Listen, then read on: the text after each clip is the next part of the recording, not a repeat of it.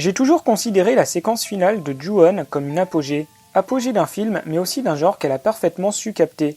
Tout un état d'esprit propre au Yurei Eiga, le film de fantôme japonais, dans son incarnation du XXe siècle. L'aboutissement d'un style qui s'apprête pourtant à sombrer dans l'indifférence et le mépris, et qui, au passage, aura tout fait pour. Qu'est-il arrivé à la J-horror des années 2000, et qu'est-ce qui fait de cette scène son pinacle? Salut à tous, c'est Hugo, et voici le premier épisode de Room Full of Ice. Au début des années 2000, la J-horror et particulièrement le Yurei Eiga connaît un âge d'or. La figure du fantôme féminin aux longs cheveux noirs, menée par Sadako et Kayako, s'impose dans une multitude de métrages et connaît toutes sortes de variantes et dérivés.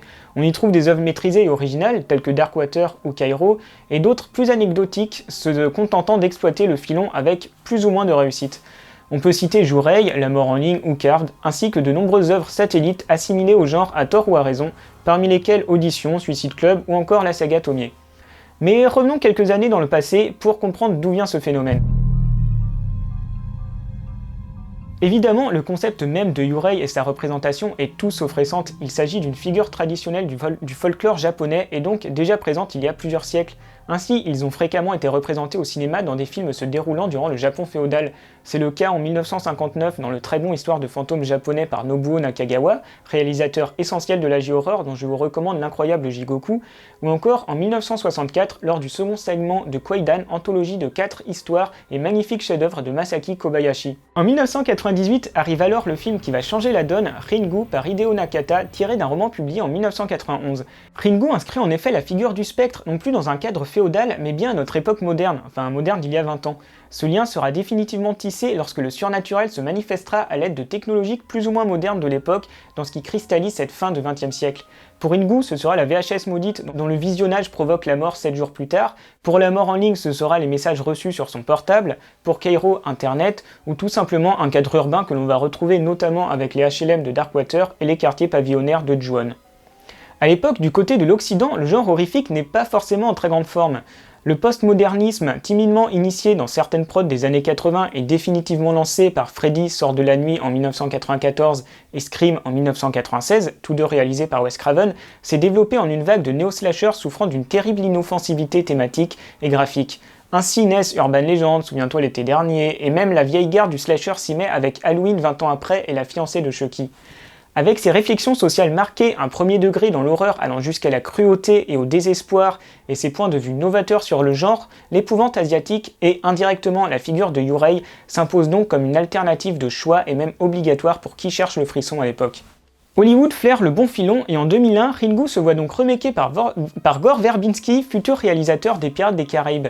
The Ring, le nom de cette version américaine, sera un très gros succès qui instigera toute une vague de remakes allant même jusqu'à chercher l'horreur asiatique en dehors du Japon, histoire de s'engouffrer dans la brèche.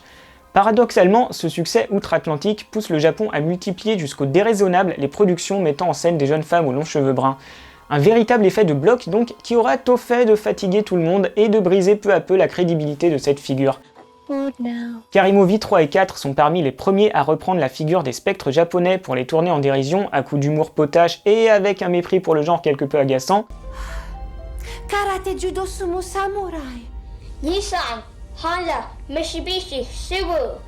En Corée du Sud, c'est Kim Ji-woon, futur poids lourd du thriller coréen avec A Bittersweet Life et J'ai rencontré le diable, qui s'amuse du genre en reprenant partiellement les codes dans son formidable Deux Sœurs, qui connaîtra par ailleurs lui aussi les affres d'un remake balisé pour un public occidental. Les intrus. Deux Sœurs donc, ou un film dans lequel les spectres menacent sans jamais vraiment se dévoiler, où les attentes sont constamment déjouées et où les fantômes s'incarnent finalement d'une toute autre façon que le classique corps blanc. Mais celui qui pour moi vient définitivement annoncer la mort du genre, qui clame que le fantôme aux longs cheveux noirs doit retourner du puits d'où il vient, c'est Sonotion, génial réalisateur de Love Exposure et d'Anti-Porno qui, avec sa commande Ext, nous narre les mésaventures d'une apprentie coiffeuse jouée par Chiaki Kuriyama, que vous avez vu en Gogo Yubari dans Kill Bill et Takako Shikusa dans Battle Royale, devant affronter des extensions capillaires meurtrières. On enlève jusqu'au corps pour ne garder que l'élément principal, les longs cheveux bruns inséparables de la J-horror. Et le pire dans tout ça, c'est que Hideo Nakata, réalisateur du Ringu Ier donc, aura très vite compris la nécessité de ne pas se répéter et de tenter la différence et de s'échapper d'une formule dangereusement codifiée. Il le prouvera avec son confus mais néanmoins intéressant Ringu 2, une suite mal aimée qui s'écartera énormément pour le meilleur comme pour le pire des règles établies par son prédécesseur, imparfait et étrange donc, mais plein de fulgurance le rendant assez cool. Nakata tentera de se racheter de ce semi-échec en offrant une autre séquelle, cette fois au remake américain avec The Ring 2, cette fois vraiment raté mais ayant le mérite de s'éloigner encore des sentiers battus. Cruelle ironie, Hideo Nakata, qui ne parviendra jamais à retrouver le niveau de ses films de l'époque, retournera finalement à la saga Ringu en 2019 avec l'effroyable Sadako, preuve de la décrépitude dont est prisonnière la saga et le genre. Car oui, les premiers à avoir épuisé le genre, à en avoir sucé toute la moelle, ce sont bien ces deux plus grands représentants, les sagas Ringu et Ju-On. Des suites, des remakes, des suites de remakes, des reboots de chaque côté du Pacifique, une avalanche de dérivés allant se compromettre dans la 3D avec les très nuls Sadako 3D 1 et 2, et dont le pinacle restera un crossover confrontant les fantômes des deux séries, Sadako vs Kayako, un abominable concept qui transformera pour de bon les deux entités en figures de pop culture ringarde. Revenons à présent en 2002, année où Takeshi Shimizu donnera corps en salle à ce qui jusqu'ici s'incarnait en 2 courts-métrages et 2 téléfilms, Ju-On. Comme je l'ai précédemment dit, la saga Ju-On est, avec Ringu, l'autre grand fer de lance du Yorei Eiga, et Kayako en demeure le visage le plus connu avec Sadako. Cela en partie grâce au remake américain de 2004 produit par Sam Raimi et une nouvelle fois réalisé par Takeshi Shimizu, un film moyen qui mérite néanmoins le coup d'œil dans sa version non censurée. Par la suite, tout comme avec Ringu et tout comme je l'ai dit précédemment, la saga se perdra en déclinaisons de plus en plus misérables dont seul le spin-off White Ghost Black Ghost est à sauver. Il est donc temps de revenir à ce dont je vous parlais au tout début de cette vidéo et qui aura été le déclencheur de tout ce que je viens de vous dire, Ju-On et sa scène finale. Le métrage s'ouvre donc par l'histoire de Rika, aide à domicile devant s'occuper d'une vieille dame suite à la mystérieuse disparition de la précédente aide. Malheureusement pour elle, la maison où elle se rend, on le découvrira au fur et à mesure de l'intrigue, est maudite. Ju-On se distingue par sa structure narrative particulière segmentée et n'hésitant pas à faire des bonds dans le temps en changeant de protagoniste. Cette structure sera la grande force du film et à la fois sa faiblesse. Sa force car elle permet de favoriser l'instauration de l'angoisse en nous proposant à chaque chapitre un nouveau protagoniste dont on va suivre l'histoire jusqu'à sa rencontre avec Kayako, le fantôme principal de la saga donc, ou Toshio, lui aussi un fantôme dont je suis pas trop fan du design pour le coup. Il s'agit d'un véritable puzzle narratif qui permet de découvrir morceau par morceau les événements terribles ayant eu lieu dans la maison sans pour autant tomber dans le piège classique de l'enquête du héros qui souvent plombe le sentiment d'angoisse en dévoilant peu à peu le mystère et en faisant du protagoniste un acteur qui agit et donc ne subit plus l'action mais se trouve un but. Quelque chose contre quoi lutter et pire une manière de lutter contre. Ici, la peur et la faiblesse des protagonistes restent intactes puisqu'on en sait généralement plus qu'eux-mêmes sur ce qui arrive. Et puis j'aime bien cet aspect presque film à sketch où l'on suit un protagoniste vers son funeste destin. Une structure à laquelle on peut tout de même reprocher un rythme qui finit par se casser un peu la gueule en plus de parfois perdre le spectateur et ce notamment dans le segment le plus faible de l'histoire, à savoir celui de Izumi. Véritable coupe dans le récit car se déroulant plusieurs années dans le futur, ce qui n'est pas forcément clair la première fois qu'on voit le film, puisqu'on n'a pas nécessairement retenu le nom de cet ado que l'on a vite fait croiser enfant dans un chapitre précédent. Le fil rouge de cette histoire, c'est donc Kayako et Toshio, fantômes d'une femme et de son fils tués par un mari jaloux, l'homme ayant également noyé leur chat.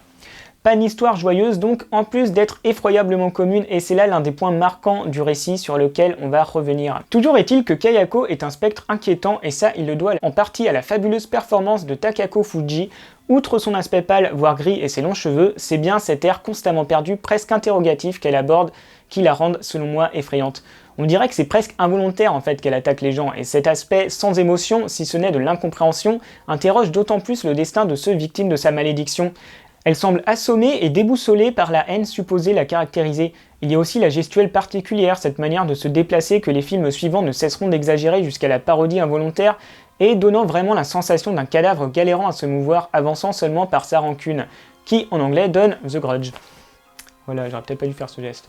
Mais là où Ju-On atteint toute l'ampleur de sa dimension, c'est dans son aspect fait divers sordide. Alors soyons clairs, il ne s'agit pas de réduire les féminicides à ce rang de simples faits divers. Néanmoins, c'est sous cet angle, disons intimiste, assez discret dans sa propension à soulever un problème de société que semble se placer le film et même la saga en général, qui poussera les choses parfois un peu trop loin, comme la récente mini-série. Ce fait divers, c'est donc un homme massacrant sa famille par simple jalousie, acte qui sera le point de départ de la malédiction. Une constante dans les histoires de fantômes japonaises prenant leurs racines dans ce quotidien macabre, et même lorsque le fantastique peut être évoqué avant même la malédiction, c'est le cadre de Ringu par exemple avec les pouvoirs psychiques de Sadako, le résultat n'en demeure pas moins typique de ce que l'on s'attend à trouver au détour d'une coupure de journal. Or, la scène finale incarne tout ceci, la quintessence de cette identité propre à Ju-On, mais aussi la J-horror des années 2000 en général, se nourrissant d'un meurtre sordide et trop quotidien pour en tirer toute sa dimension horrible et inquiétante, et en faire une histoire de fantôme. Cette scène s'ouvre donc sur des plans de Tokyo montrant la ville dans toute sa triste banalité, une vision terre à terre, grise, sans ampleur, tout sauf cinématographique, une simple ville filmée par temps gris, des lieux parmi d'autres banalement quotidiens dont on passe devant sans même les apercevoir, puis une image noire au sein de laquelle se dessine lentement le corps d'une femme qui se révèle être morte, un cadavre dans un grenier. Dans ce quartier, comme les autres, se trouve ce corps sans que personne ne le sache, attendant qu'on le découvre. Le quotidien est alors rompu par le sordide, par quelque chose qui approche l'insolite sans entrer pleinement dedans car trop réel. La caméra s'approche toujours, se fixe sur le visage de la morte, la filme longtemps, s'étend sur cette face sans expression, la filmant sans éclat. Puis la femme finit par ouvrir les yeux, le cadavre s'anime et on entre pleinement dans le surnaturel. Cette séquence, elle est l'essence du Yurei-eiga de l'époque, en plaçant cette horreur dans un cadre on ne peut plus normal et déprimant. Le fantôme, qui n'est alors qu'un cadavre, se dessine lentement dans cette normalité, l'épouse même dans la manière dont il est mis en scène, d'une manière sobre, sans artifice. La scène est sublimée par cette musique lancinante au piano qui finit par se casser comme une rupture juste avant que le cadavre n'ouvre les yeux. Une leçon de mise en scène de l'épouvante qui se tient là tout à la fin du métrage. En 2020 sortait The Grudge, reboot du remake de Ju-On, qui s'est avéré être un total fiasco artistique. La même année sortait Ju-On Origins, tentative intéressante de s'extraire du spectre de Kayako et qui reste à ce jour l'une des itérations de la saga les plus intéressantes. De quoi laisser quelques espoirs tout en confirmant le fait que le Yurei-eiga tel que défini dans les années 2000 est définitivement obsolète. Voilà, c'était le premier épisode de Room Full of Ice, une émission qui aura pour objectif de se pencher sur des œuvres diverses, souvent proches de l'épouvante a priori, sans que je m'impose de réelles limitations. J'avais vraiment envie en fait de proposer mes réflexions, des points particuliers à m'avoir marqué dans un film, un jeu ou autre. Et j'espère en tout cas que vous n'aurez pas passé un trop désagréable moment. Et si ça vous a plu, n'hésitez pas à liker, à vous abonner et à partager à vos amis ou même à des inconnus dans la rue. Salut!